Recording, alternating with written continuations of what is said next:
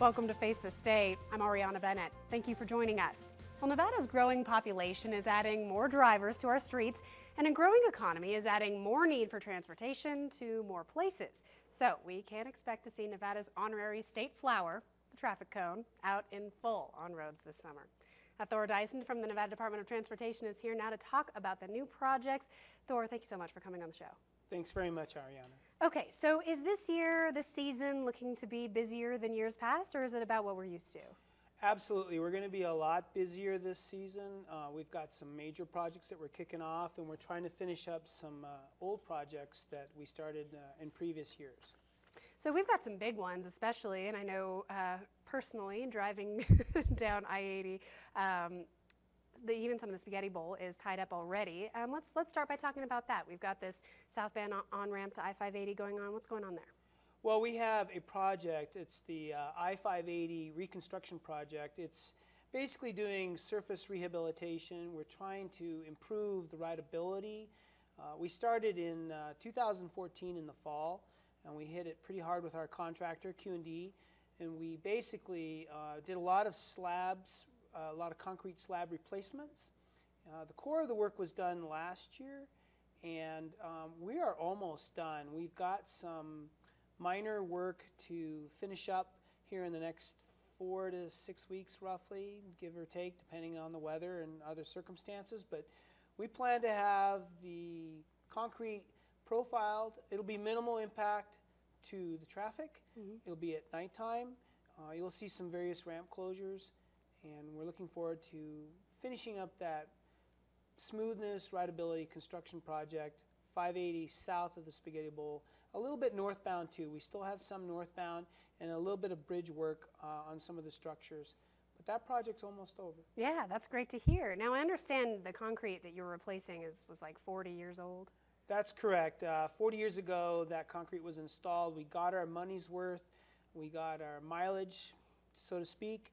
And a lot of those slabs needed replacement. Some of them did not, and we're just doing profiling of those slabs. Right. Now, part of that, or is part of that for earthquake stability, or is that something else? That's something else for the structures. We're doing, some of our projects have seismic retrofits, but this particular project, south of the Spaghetti Bowl, is mainly to resurface or replace those concrete slabs. Okay. Now, this is just scratching the surface, so to speak, for projects that are coming in the future for the Spaghetti Bowl. I want to just kind of give a picture of what the Spaghetti Bowl looks like, what the issues we're facing are, and then maybe some different avenues we could take to fix those.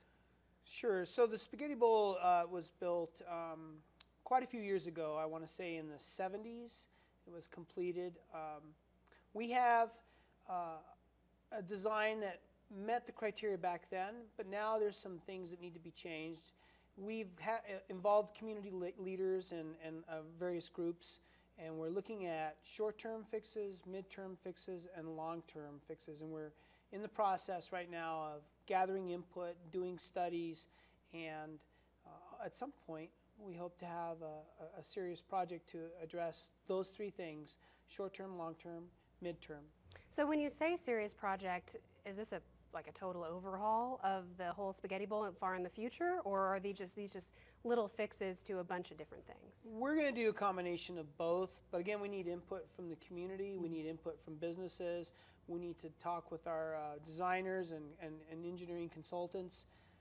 We want to make sure we're being prudent with taxpayers' dollars, and we want to make sure that if we do some short-term fixes, hopefully they will tie into mid-term and long-term fixes.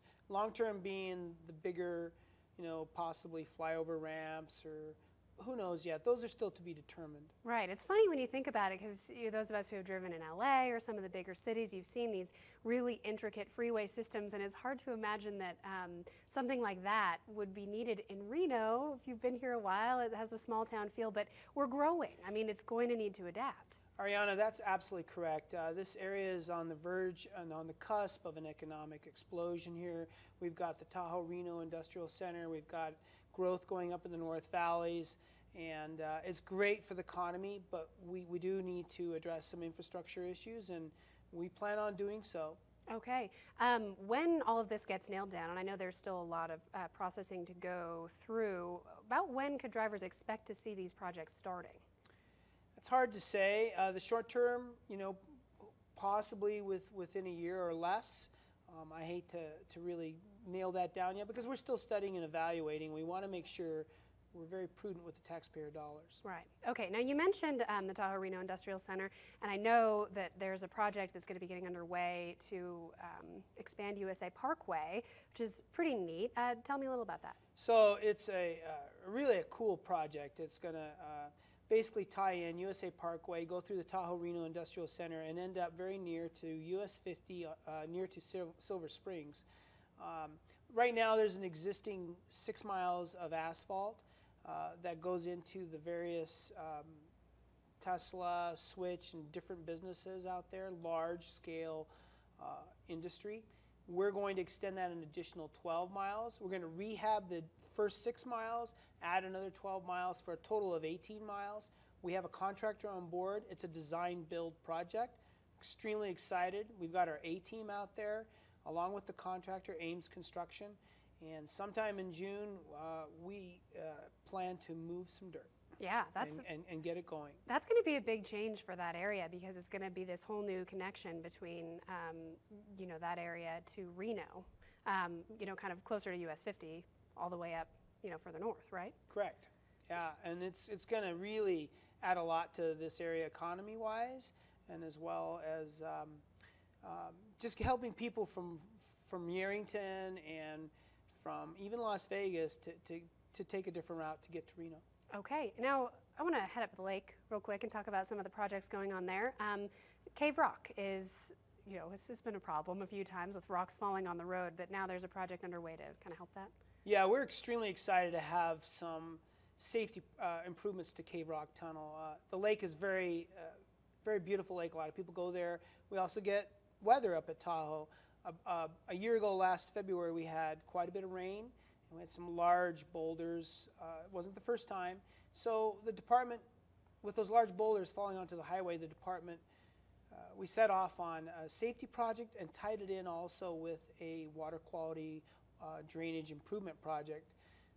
This project is underway.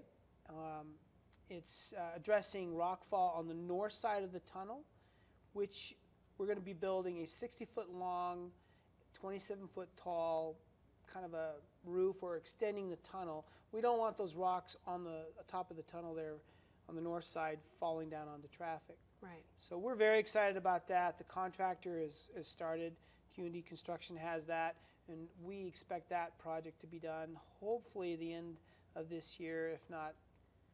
Well, we're going to shoot for the end of this year, fall sometime. Yeah, now in that same area, there's a mixed-use pathway planned to kind of go between Incline and Sand Harbor, which I think anyone who's been up to Sand Harbor in the summer knows how difficult it is parking and walking to the beach there, and it's full of people. So this is a pretty exciting project. Absolutely. It's been a long time in the making, a lot of dreaming. We've got private donations. There's federal money involved, state money, and we're extremely excited. We've got a contractor for that. Granite Construction is going to help us. It's a CMAR project. It's a different type of alternative delivery.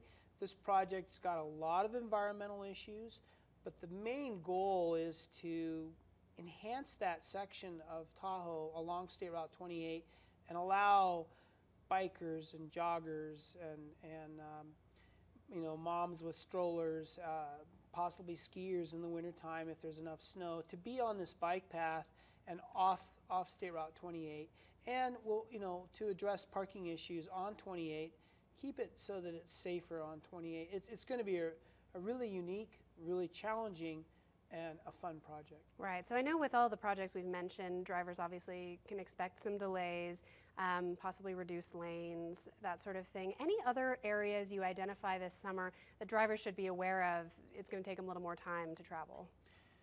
Well, USA Parkway has minimal impacts to traffic. The Carson City Freeway is another big job that we have. We've moved over 800,000 cubic yards of dirt, very impressive amount of dirt. We expect to have that freeway extension from Fairview tying into US 50 completed by late 2017. And I don't expect a lot of traffic delays with those projects. USA Parkway, the freeway. 28, again, the bike path, very minimal. Cave Rock will have a lot of impacts. We're going to be putting at times all traffic in one tunnel. So there will be some delays. Expect delays on that job. The other project of significance is we're replacing the runaway truck ramp on Mount Rose Highway. We're removing the old gravel bed truck ramp, and we're putting in a new, very sophisticated dragnet system. We're extremely excited. This project is unique to Nevada, and we feel it's going to be very successful. And after it is, we plan on moving forward to do some additional dragnet runaway truck systems. Okay, well, we have about a minute left. Is there any other information that drivers need to have going into this busy construction season? Yeah, plan your route carefully. Look at where you're going. Look at the work zones. Get on to NevadaDOT.com. Look at what's involved to get to your location. Give a little bit of time. Make sure that you go slow through the work zones. Do the posted speed limit. The speed limit in the work zone will change, and it's regulatory. That we have highway patrol in our work zones. Fines double. Don't be distracted.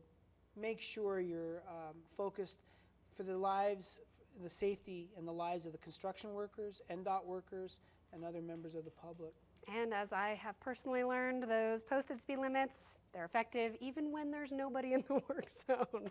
Go what the sign says. Take it from me. All right, Thor, anything else? We're about to run out of time here. No, thank you very much. I appreciate it.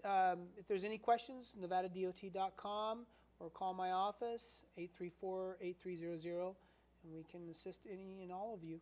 Okay, Thor, thank you so much Thank for your you very time. I much. sure appreciate it. Well, coming up on Face the State, does your kid have a pretty clear idea about what industry to go into after high school or college? Well, there's a good chance that Washoe County School District actually has a specialized program to start them off early. We'll take a closer look right after the break.